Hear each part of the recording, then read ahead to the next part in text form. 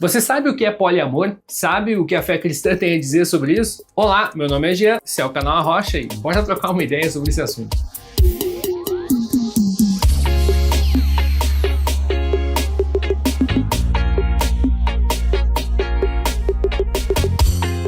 Bom, antes de começar, preciso te dizer que nós vamos dividir o nosso vídeo em 3 partes. No primeiro momento, vamos buscar entender o que esse termo significa de forma clara e bastante objetiva. Num segundo momento, vamos ouvir o que a própria sociedade e a academia têm dito sobre essa prática e quais são os seus fundamentos e os seus argumentos. E por fim, e mais importante, a gente quer trazer uma reflexão à luz das escrituras sagradas. Bora para a parte 1 então. O termo poliamor vem do grego poli, que é vários, mais a palavra amor. De forma prática, poliamor então é o desejo ou a aceitação de se ter mais de um relacionamento amoroso e íntimo ao mesmo tempo, com o conhecimento e o consentimento de todo mundo que estiver envolvido nesse relacionamento. E não é a mesma coisa do que uma troca de casais, por exemplo. A principal diferença do poliamor para as outras formas de não monogamia é a ênfase no amor e no consentimento. No poliamor, as relações não se limitam apenas a sexo, se estendendo a relações afetivas mais profundas, que podem envolver compromisso, morar na mesma casa e até criar os filhos. Uma das variações do poliamor é o poliamor solo, que descreve pessoas que estão abertas a múltiplos relacionamentos, mas que não têm um parceiro principal. Essas pessoas se veem como seu próprio parceiro e o compromisso delas é apenas consigo mesmo. Por isso essas pessoas rejeitam as etapas tradicionais de um relacionamento, como morar junto, casar ou ter filhos. Mas quais são os valores e os argumentos que sustentam essa visão? A produção acadêmica e jurídica sobre o tema nos ajudam a entender essa nova cosmovisão. Na esfera acadêmica, encontramos autores que argumentam que o amor romântico tradicional, que é baseado na monogamia, é uma construção histórica ligada ao patriarcado e à opressão feminina. Por isso que o poliamor, segundo essas perspectivas, com seus princípios de amor livre, não monogamia, responsabilidade, alegria pela felicidade do parceiro com o outro, respeito à individualidade, liberdade sexual, equidade de gênero e diálogo, seria, na verdade, uma forma mais evoluída e libertária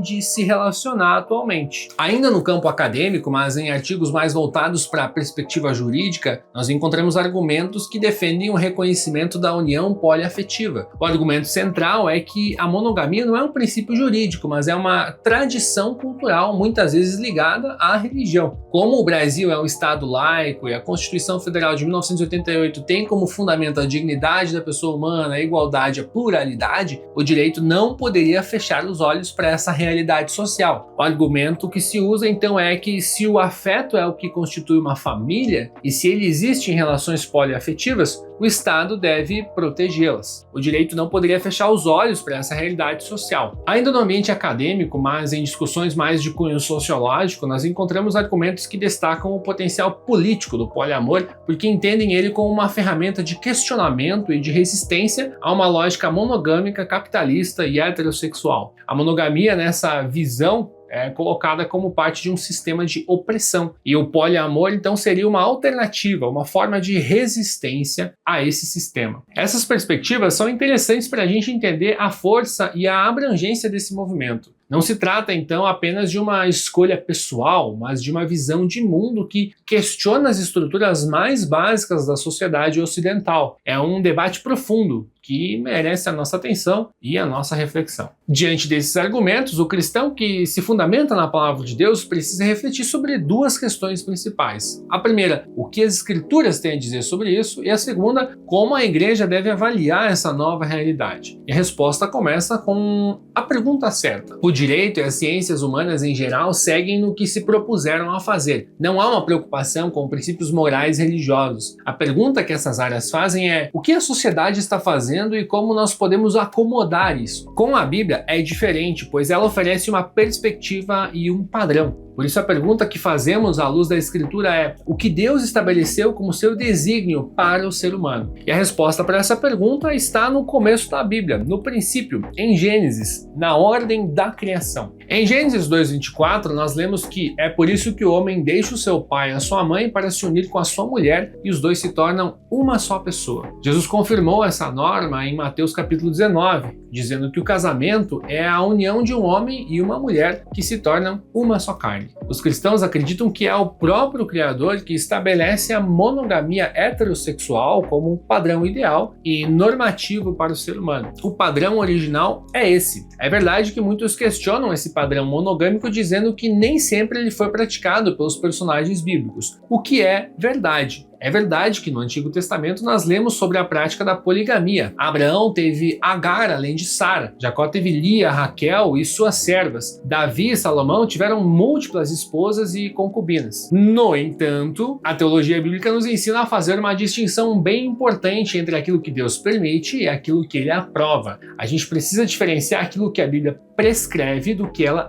descreve. Nesse caso, a poligamia do Antigo Testamento entra naquilo que ela descreve, na descrição. A Bíblia narra como era, não ordena que a gente faça a mesma coisa. Mas afinal, por que Deus permitiu isso no Antigo Testamento? Deus, na sua infinita sabedoria e paciência, tolerou e regulamentou a poligamia no contexto do Antigo Testamento, principalmente por dois motivos. O primeiro deles é a dureza do coração humano. No Antigo Testamento, Deus conduziu seu povo em meio a uma humanidade profundamente marcada pelo pecado. Por isso que muitas práticas que eram contrárias ao ideal da criação foram suportadas pela lei sem que fossem transformadas em mandamentos ou aprovadas moralmente. O primeiro deles é a dureza do coração humano. No Antigo Testamento, Deus conduziu seu povo em meio a uma humanidade profundamente marcada pelo pecado. Por isso que muitas práticas que eram contrárias ao ideal da criação de Deus, ao padrão da criação de Deus, foram suportadas pela lei sem que fossem transformadas em mandamentos ou aprovadas moralmente. A própria narrativa da Bíblia revela em vários momentos que a poligamia produziu rivalidade, sofrimento e desordem familiar. A gente percebe isso nas histórias de Abraão, Sara e Agar, Jacó, Lia e Raquel, Eucana, Ana e Penina. O padrão original é resgatado quando Jesus reafirma a ordem da criação, mostrando que o ideal divino nunca mudou, mas permaneceu o mesmo desde o princípio.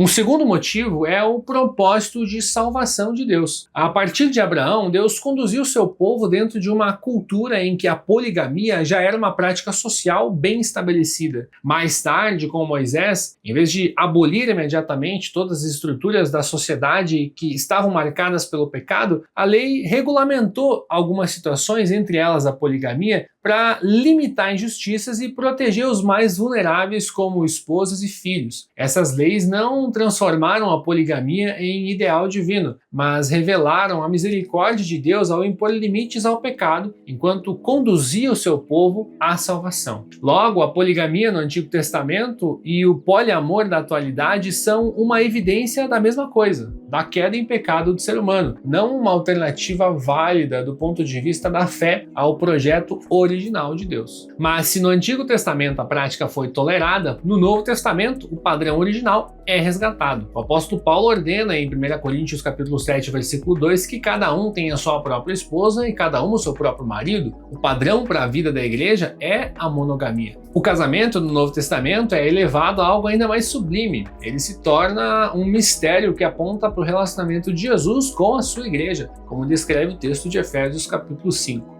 Muitos argumentam ou sustentam que a monogamia não é um princípio. A verdade é que, para os cristãos, ela é mais do que um princípio. Ela é uma dádiva criacional. Ela é um reflexo do caráter de Deus que é fiel à sua aliança. Para concluir, gostaríamos de dizer que a nossa reflexão não é um convite ao ódio, à exclusão ou ao julgamento. Muitas pessoas envolvidas no poliamor estão sinceramente buscando conexão, afeto e significado em um mundo totalmente fragmentado como o nosso. Quando a gente olha para a perspectiva bíblica a respeito de temáticas como essa, nos deparamos com a lei de Deus que nos mostra o pecado e que revela a nossa necessidade de um Salvador. Ao mesmo tempo, o Salvador que a Bíblia oferece é descrito como alguém que morreu por todos os pecados, incluindo os erros, desvios e falhas do campo da sexualidade e do afeto. Por isso, a mensagem da igreja não é seja monogâmico e você será salvo. A mensagem é creia no Senhor Jesus Cristo e será salvo. E mais, pela ação do Espírito Santo, você será transformado e buscará viver de acordo com a santa vontade de Deus. A monogamia cristã não é um peso imposto por Deus para acabar com a nossa felicidade. Ela é um presente da criação, um caminho de proteção